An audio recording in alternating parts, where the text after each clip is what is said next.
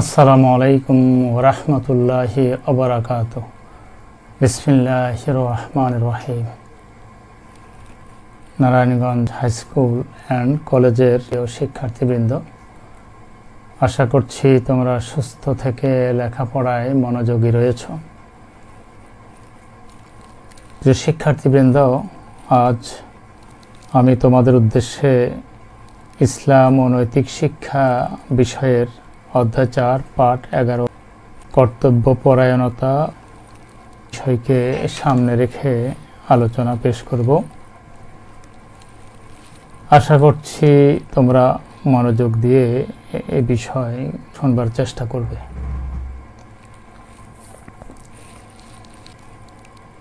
কর্তব্যপরায়ণতা মানে হলো দায়িত্বপরায়ণতা বা দায়িত্বশীলতা বা যথাযথভাবে দায়িত্ব প্রতিপালন করা বা কর্তব্য সুসম্পন্ন করা।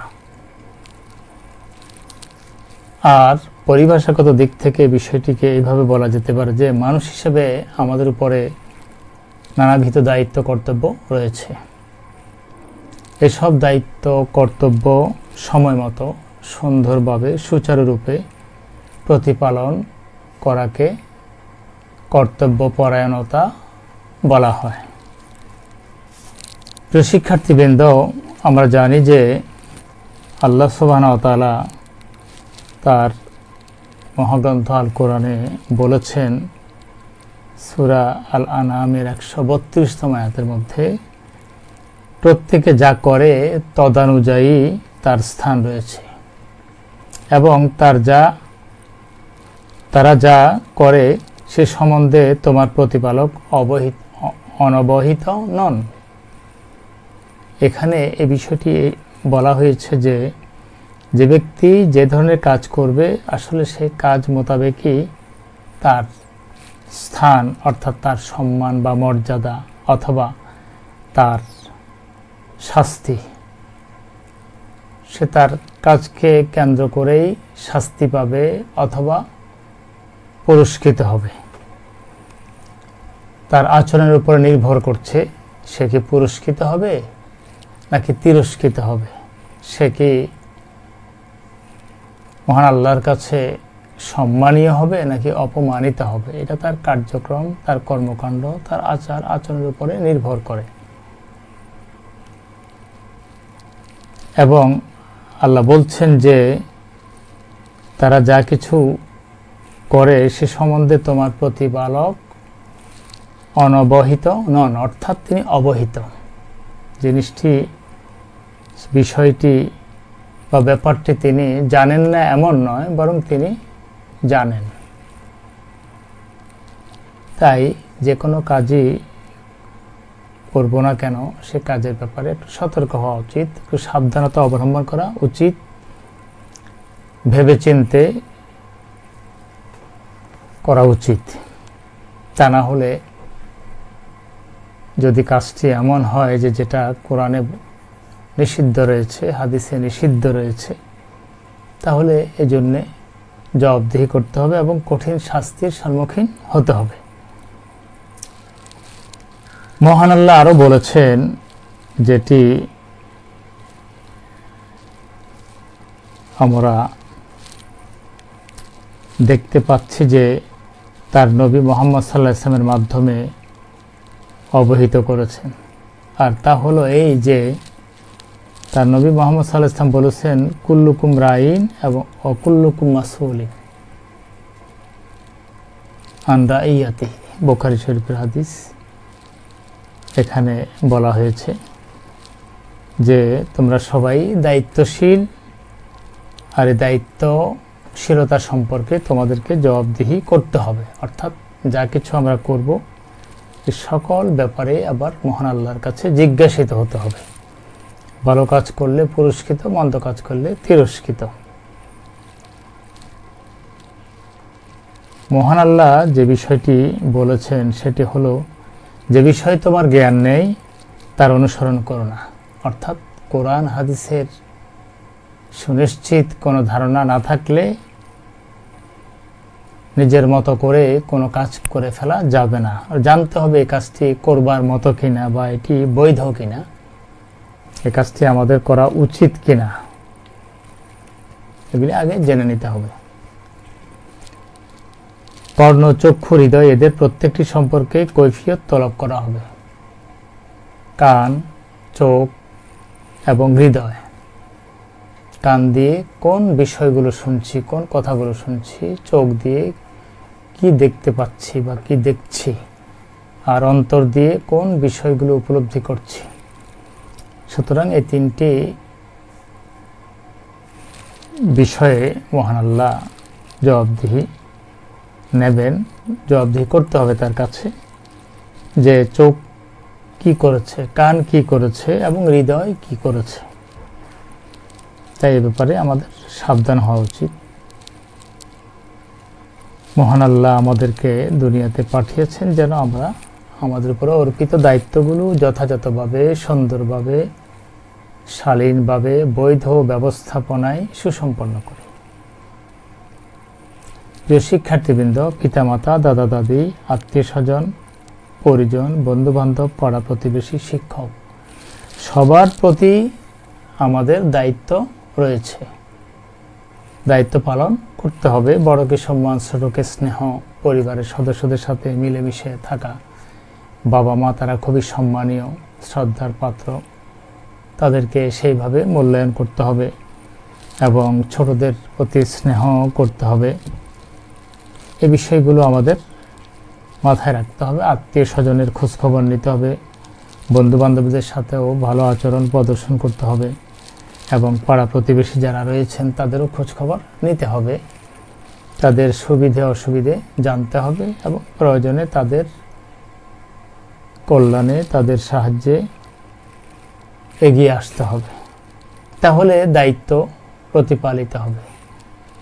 তা না হলে এই অবহেলাজনিত কারণে, উদাসীনতার কারণে এবং এই সকল দায়িত্ব ব্যক্তিতে, পরিবারের, সমাজে বা আত্মীয় স্বজনের মধ্যে এই দায়িত্বগুলো যদি আমরা পালন করতে না পারি, তাহলে এই জন্য মহান আল্লাহর কাছে জবাবদিহির কাঠগড়ায় দাঁড়াতে হবে। প্রিয় শিক্ষার্থীবৃন্দ, এই যে দায়িত্বশীলতা বা এই যে কর্তব্যপরায়ণতা, এই বিষয়টি নিয়ে যেই কথাগুলো আমি তোমাদের বোঝাবার চেষ্টা করেছি, সেই কথাগুলোর আলোকে আমাদেরকে আরো ভালো করে জানবার জন্য আমরা প্রশ্নের আলোকে বিষয়গুলো আরেকটু আলোকপাত করব। সেটি হলো এই যে প্রথম যে প্রশ্নটি, সেটি হলো কর্তব্যপরায়ণতা অর্থ কি। এটা আমরা বলেছি, কর্তব্যপরায়ণতা মানে হলো কর্তব্য পালন করা বা দায়িত্ব প্রতিপালন করা, দায়িত্ব সচেতন হওয়া এবং সেই কাজটি যথাযথভাবে সুসম্পন্ন করা।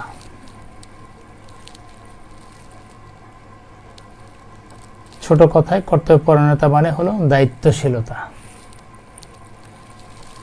দ্বিতীয় অনুধাবনমূলক যে প্রশ্নটি, সেটি হলো কর্তব্যপরায়ণতা জরুরি কেন। এটি এজন্য জরুরি যে এই কর্তব্য মহান আল্লাহর পক্ষ থেকে সুনির্ধারিত। তিনি মানুষ হিসেবে আমাদেরকে পৃথিবীতে পাঠিয়েছেন এবং আমাদেরকে তিনি দায়িত্ব দিয়েছেন। কেউ পিতা হিসাবে দায়িত্ব পালন করবে, কেউ মাতা হিসাবে, কেউ ভাই হিসাবে, কেউ বোন হিসাবে, কেউ বড় হিসেবে, কেউ ছোট হিসেবে।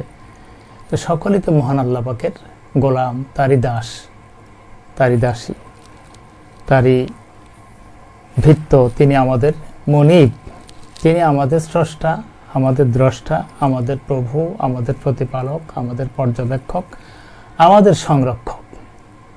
প্রতিনিয়ত তিনি আমাদের দেখছেন। তাই আমাদের কার্যক্রমগুলো তিনি নিজে যেমন মনিটরিং করছেন, আবার ফেরেশতারও ব্যবস্থা রেখে দিয়েছেন। দুই কাঁধের ফেরেশতারা রয়েছেন, কিরামান কাতিবিন, সম্মানিত লেখকবৃন্দ, তারা তাদের দায়িত্ব পালন করছেন। তাই কর্তব্যপরায়ণতা একটি জরুরি বিষয়, কারণ আমরা এই দুনিয়াতে কি করছি না করছি সব ব্যাপারেই মহান আল্লাহর কাছে হিসেব রয়েছে এবং তিনি এই ব্যাপারে আমাদেরকে জিজ্ঞেস করবেন, আমরা জিজ্ঞাসিত হব। তখন যথাযথ উত্তর প্রদানে ব্যর্থ হলে আমাদেরকে শাস্তি পেতে হবে। তাই কর্তব্যপরায়ণতা এটি জরুরি বিষয়, আবশ্যিক বিষয়। আমাদেরকে যথাযথভাবে অর্পিত দায়িত্ব প্রতিপালন করতে হবে। তৃতীয়ত, আমরা কিভাবে কর্তব্যপরায়ণ হব? কর্তব্যপরায়ণ যে আমরা হতে চাই, কিভাবে হব, বিষয়গুলো আমরা এইভাবে বলবো বা লিখব যে যথাযথভাবে কার্যক্রম আমরা সুসম্পন্ন করব। আমাদের উপর যে সমস্ত দায়িত্ব রয়েছে এগুলি আমরা যথাযথভাবে আঞ্জাম দেব। দ্বিতীয়ত, সময় মতো করব, যথাসময়ে এগুলি আমরা সুসম্পন্ন করব। তৃতীয়ত, আন্তরিকতার সাথে করব। যা কিছু করবে এগুলি যেন মনে প্রাণে একাত্ম হয়ে করা যায়, আন্তরিকতা সহকারে করা যায়। করতে হবে বলেই করব এমনটি নয়, বরং আন্তরিকতা সহকারে, ভালোবাসা সহকারে এগুলি সুসম্পন্ন করতে হবে। চতুর্থ হলো জবাবদিহিতার মানসিকতা নিয়ে করব, যে এই কাজগুলো যদি যথাযথভাবে সুসম্পন্ন করতে না পারি তাহলে মহান আল্লাহর কাছে আমাদেরকে এই ব্যাপারে জিজ্ঞাসিত হতে হবে এবং এই অপরাধের জন্য শাস্তি পেতে হবে। তাই আর যদি জবাবদিহিতার মানসিকতা নিয়ে সুসম্পন্ন করা যায় তাহলে আল্লাহ সন্তুষ্ট হবে, খুশি হবেন, তিনি এই জন্যে বিনিময় দেবেন, পুরস্কৃত করবেন। পঞ্চম হলো অবহেলা পরিহার করব, মানে যে কাজটি আমরা করব সে কাজ করার ক্ষেত্রে কোনো রকমের অবহেলা, কোনো রকমের উদাসীনতা যেন আমাদের মধ্যে না থাকে, সেইভাবে সুষ্ঠুভাবে কাজটি করতে হবে।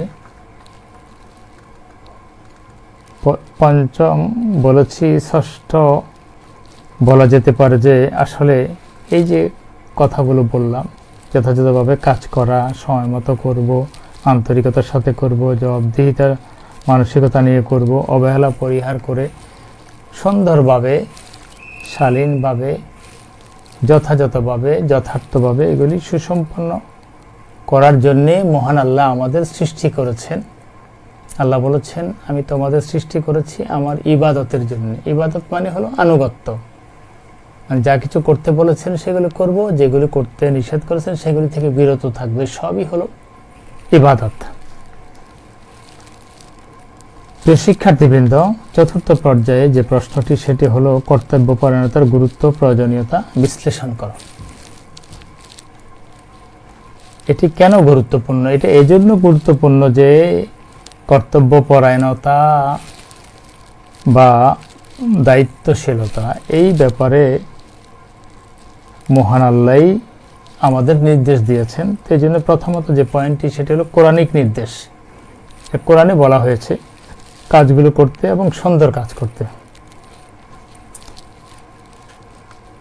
দ্বিতীয়ত, নবীজির অনুসরণ, তার নবীজির উপদেশ, তিনি উপদেশ দিয়েছেন। কোরআন নির্দেশনা যেগুলো দিয়েছে সেইগুলোকে তিনি ব্যাখ্যা করে সুন্দর করে উপদেশের ভাষায় সেগুলো তুলে ধরেছে। একদিকে কোরআনিক নির্দেশ, আল্লাহর বিধান আমরা পালন করব, আদেশ পালন করব, অন্যদিকে নবীজির অনুসরণ করব, কারণ সেই কাজগুলো নবীজি নিজে সুসম্পন্ন করেছেন। তৃতীয়ত, এটা এই জন্য গুরুত্বপূর্ণ যে এই কাজগুলো যে করতে হবে এটা আল্লাহ তার রাসূলের মাধ্যমে জানিয়ে দিয়েছেন যে কুল্লুকুম রাইন ও কুল্লুকুম মাসউলুন রাইয়াতি, তোমাদের সবাই দায়িত্বশীল, আর এই দায়িত্ব সম্পর্কে তোমাদেরকে জিজ্ঞাসিত হতে হবে। তাই জিজ্ঞাসিত হতে হবে, এই বিষয়টিকে মাথায় রেখেই আমাদের দায়িত্ব পালন করতে হবে, যেহেতু এটি খুবই গুরুত্বপূর্ণ এবং এর জন্য জবাবদিহি করতে হবে। চতুর্থ হলো মানবতার কল্যাণের জন্য সৃষ্টি। মহান আল্লাহ আমাদের সৃষ্টি করেছেন যাতে করে আমরা বিশ্ব মানবতার কল্যাণ সাধন করতে পারি। আল্লাহ বলেছেন, কুনতুম খায়রা উম্মাতিন, তোমরা সৃষ্টির সেরা জীব, উখরিজাত লিন্নাস, মানবতার কল্যাণে তোমাদের সৃষ্টি করা হয়েছে। তা'মুরুনা বিল মারুফ, তোমরা সৎ সঙ্গত কাজের আদেশ করবে, ওয়া তানহাউনা আনিল মুনকার, এবং অসৎ অসঙ্গত কাজ থেকে মানুষকে বারণ করবে, ওয়া তু'মিনুনা বিল্লাহ, এবং আল্লাহর প্রতি তোমরা বিশ্বাস পোষণ করবে। তাহলে এখানে প্রমাণিত হলো যে আল্লাহ আমাদের সৃষ্টি করেছেন সেরা জীব হিসাবে, যাতে করে আমরা মানবতার কল্যাণে ভূমিকা রাখতে পারি, আমরা যেন দায়িত্ব পালন করতে পারি, আমাদের উপর অর্পিত দায়িত্ব যেন আমরা সার্থকভাবে, সুন্দরভাবে, যথাযথভাবে সুসম্পন্ন করতে পারি। পঞ্চম যে বিষয়টি সেটি হলো সৃষ্টির উদ্দেশ্য হলো ইবাদত। আল্লাহ আমাদেরকে সৃষ্টি করেছেন তার আনুগত্যের জন্য। তিনি বলেছেন আমা খালাকতুল জিন্না ওয়াল ইনসা ইল্লা লিয়াবুদুন, আমি জিন এবং মানুষকে সৃষ্টি করেছি, উদ্দেশ্য হলো তারা আমার আনুগত্য করবে। আমি যা কিছু তাদের করতে বলেছি তারা এগুলি সুসম্পন্ন করবে, যেগুলো থেকে বিরত থাকতে বলেছি সেগুলো থেকে তারা দূরে সরে থাকবে, সেগুলি তারা করবে না। এইভাবে করে যদি বিষয়টিকে আমরা উপলব্ধি করবার চেষ্টা করি যে আসলে দায়িত্বশীলতা বা দায়িত্ব পরায়ণতা বা কর্তব্য পরায়ণতা এটি একটি গুরুত্বপূর্ণ বিষয়, এটিকে ছোট করে খাটো করে অবজ্ঞা উপেক্ষা করে অবমূল্যায়ন করবার কোনো সুযোগ নেই, বরং এটি আল্লাহ পাকের ইবাদত, তার আনুগত্য, তার বিধান, তার নির্দেশনা, এই সব কিছু মেনে চলতে হবে। তাহলেই আমাদের উপরে অর্পিত দায়িত্ব প্রতিপালিত হবে, আমরা যেমন এর মাধ্যমে সওয়াব পাব এবং পরকালে আমরা মহান আল্লাহ পাকের পক্ষ থেকে পুরস্কৃত হয়ে জান্নাতে বসবাসের সুযোগ পাব। প্রিয় শিক্ষার্থীবৃন্দ, স্বল্প পরিসরে নিয়ে যে কথাগুলো আমরা বললাম সে কথাগুলো বারবার শুনবে এবং বইটিও সামনে নিয়ে সবাই ভালোভাবে পড়বে, জানবে, বুঝবে, উপলব্ধি করবে। এরপর আমার এই আলোচনা এবং বইয়ের সেই পাঠকে কেন্দ্র করে যে কথাগুলো লিখিত রয়েছে বইতে, এই সব কিছুকে তোমরা মিলিয়ে একাকার করবে এবং নিজের মতো করে লিখবার চেষ্টা করবে।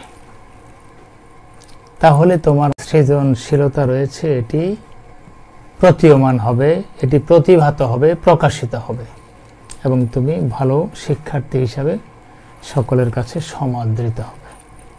প্রিয় শিক্ষার্থীবৃন্দ, তোমরা ভালো থাকো, সুস্থ থাকো, সুন্দর থাকো। তোমাদের সুস্থ সুন্দর জীবন কামনা করে আমি আমার আলোচনা এখানে শেষ করছি। আসসালামু আলাইকুম ওয়া রাহমাতুল্লাহি ওয়া বারাকাতুহু।